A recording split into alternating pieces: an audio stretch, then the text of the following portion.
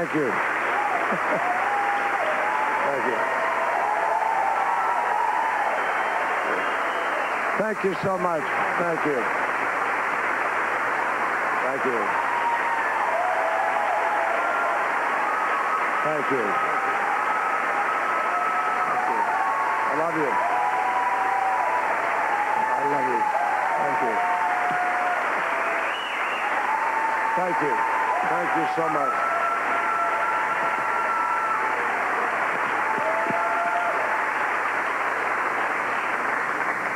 Thank you so much. You just have no idea how warming and how generous that welcome is, your love is, your affection, and I'm gratified by it. I'm sorry that we got here a little bit late and a little bit short. I spoke to President Bush and I offered him and Laura our congratulations on their victory. We had a good conversation. And we talked about the danger of division in our country and the need, the desperate need for unity, for finding the common ground, coming together. Today, I hope that we can begin in America.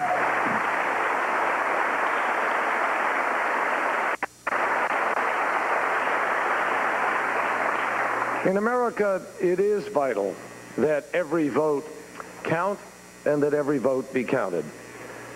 But the outcome should be decided by voters, not a protracted legal process. I would not give up this fight if there was a chance that we would prevail. But it is now clear that even when all the provisional ballots are counted, which they will be, there won't be enough outstanding votes for us to be able to win Ohio. And therefore, we cannot win this election. My friends, it was here that we began our campaign for the presidency. And all we had was hope and a vision for a better America. It was a privilege and a gift to spend 2 years traveling this country, coming to know so many of you. I wish that I could just wrap you up in my arms and embrace each and every one of you individually all across this nation. I thank you from the bottom of my heart.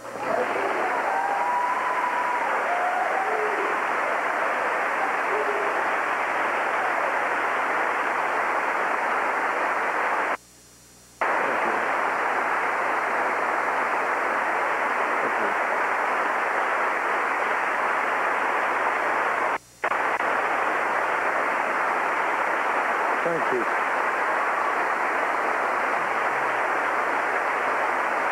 Thank you.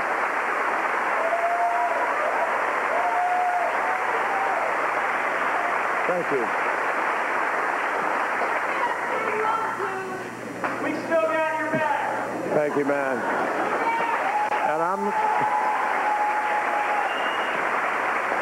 And I assure you, you watch, I'll still love yours. So, hang in there.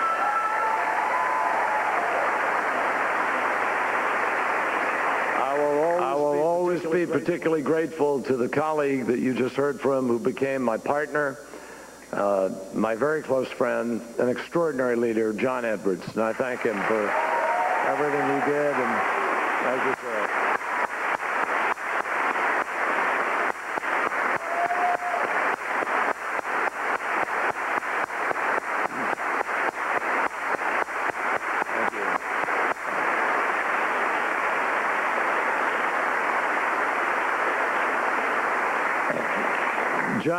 John and I would be the first to tell you that we owe so much to our families. They're here with us today. They were with us every single step of the way. They sustained us. They went out on their own and they multiplied our campaign all across this country. No one did this more with grace and with courage and candor that I love than my wife, Teresa. And I thank her.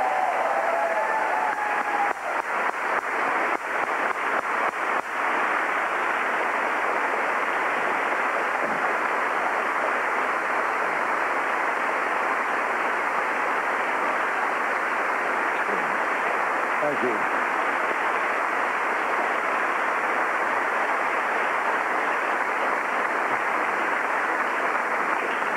And our children were there every single step of the way. It was unbelievable. Vanessa, Alex, Chris, Andre, and John from my family, and Elizabeth Edwards, who is so remarkable and so strong and so smart.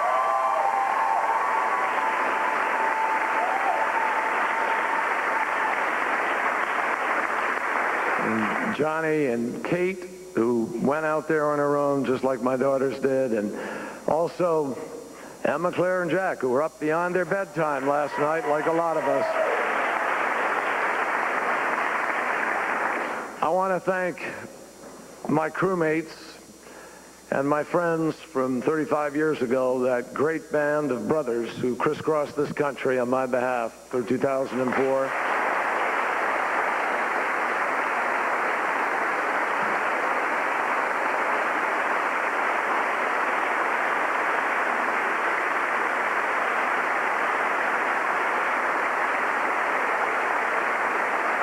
Thank you.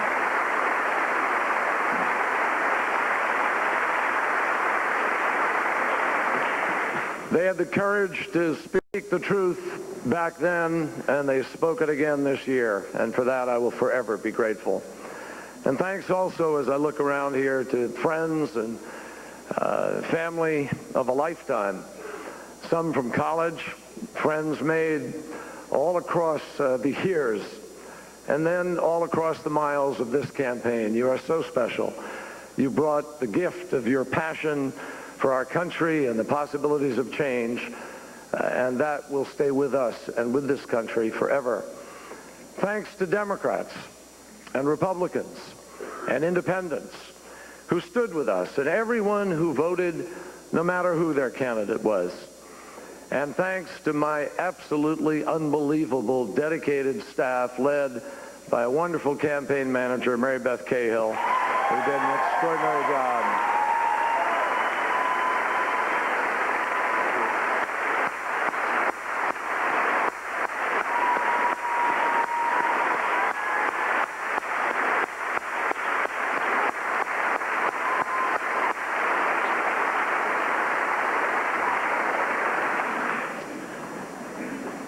There's so much written about campaigns, and there's so much that Americans never get to see.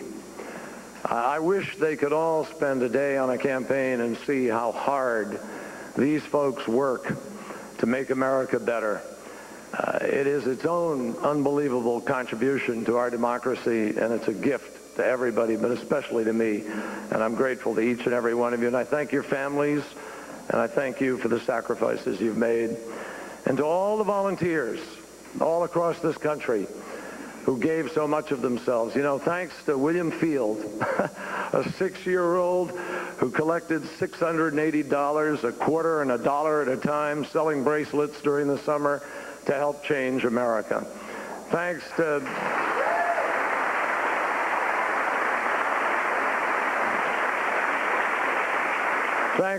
Michael Benson from Florida, who I spied in a rope line holding a container of money, and it turned out he'd raided his piggy bank and wanted to contribute. And thanks to Alana Wexler, 11 years old, who started Kids for Kerry all across our country.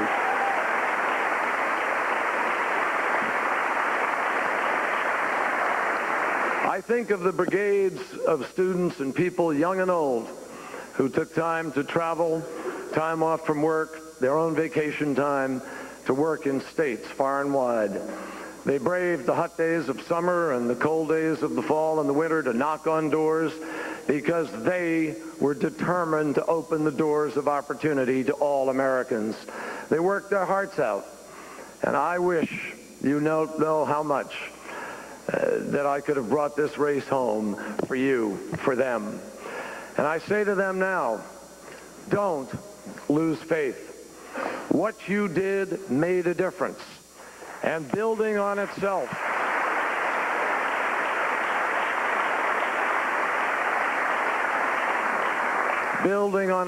we go on to make a difference another day. I promise you, that time will come. The time will come, the election will come, when your work and your ballots will change the world, and it's worth fighting for.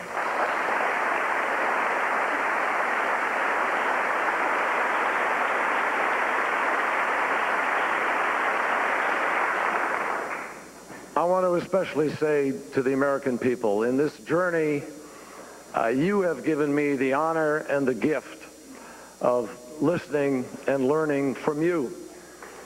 I have visited your homes, I've visited your churches, I've visited your community halls, I've heard your stories, I know your struggles, I know your hopes. They are part of me now. And I will never forget you, and I'll never stop fighting for you.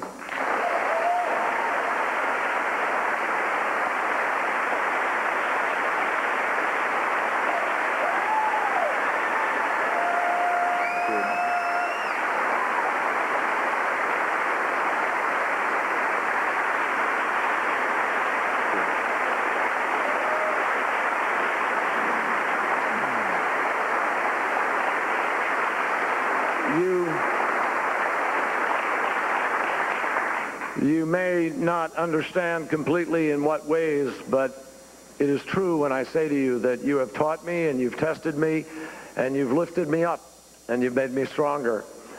I did my best to express my vision and my hopes for America. We worked hard and we fought hard, and I wish that things had turned out a little differently. But in an American election, there are no losers.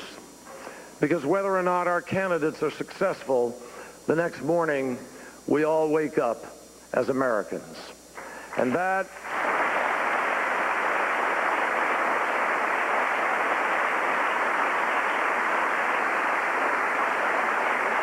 is the greatest privilege and the most remarkable good fortune that can come to us on earth. With that gift also comes obligation. We are required now to work together for the good of our country. In the days ahead, we must find common cause. We must join in common effort, without remorse or recrimination, without anger or rancor. America is in need of unity and longing for a larger measure of compassion. I hope President Bush will advance those values in the coming years. I pledge to do my part to try to bridge the partisan divide. I know this is a difficult time for my supporters, but I ask them, all of you, to join me in doing that. Now more than ever, with our soldiers in harm's way, we must stand together and succeed in Iraq and win the war on terror. I will also do everything in my power to ensure that my party, a proud Democratic Party, stands true to our best hopes and ideals. I believe that what we started in this campaign will not end here. And I know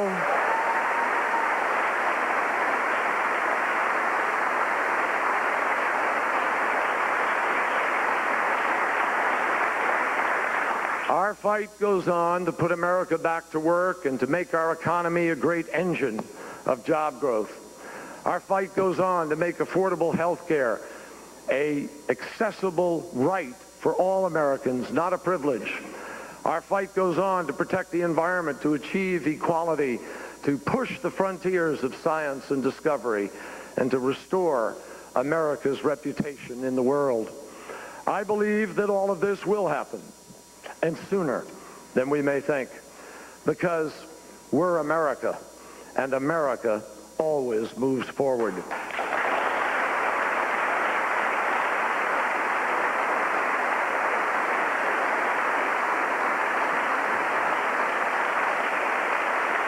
I've been honored to represent the citizens of this Commonwealth for the United States Senate now for 20 years.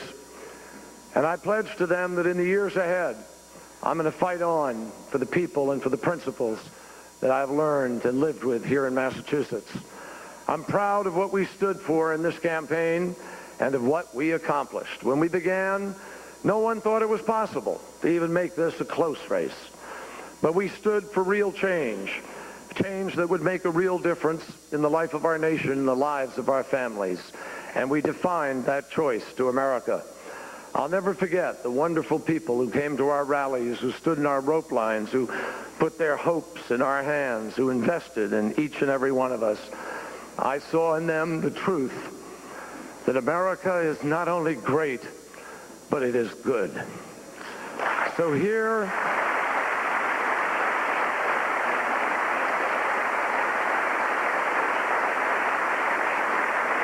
with a grateful heart, I leave this campaign with a prayer that has even greater meaning to me now that I've come to know our vast country so much better. Thanks to all of you, and what a privilege it has been to do so. And that prayer is very simple.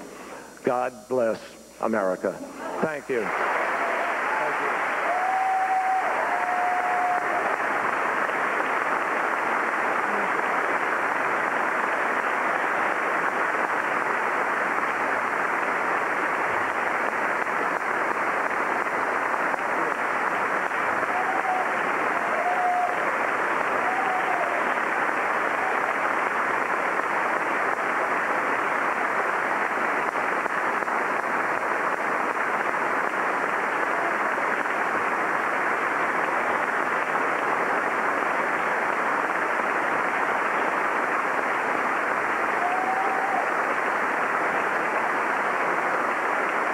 John Kerry and his family thanking his supporters, wishing the nation well from Faneuil Hall, which since 1742 has been the home of legislators and great statesmen, where Samuel Adams and other patriots delivered speeches which eventually roused the folks to lead to the separation from the British. And today, a great statesman himself says thank you to those who've supported him after a long and very difficult road.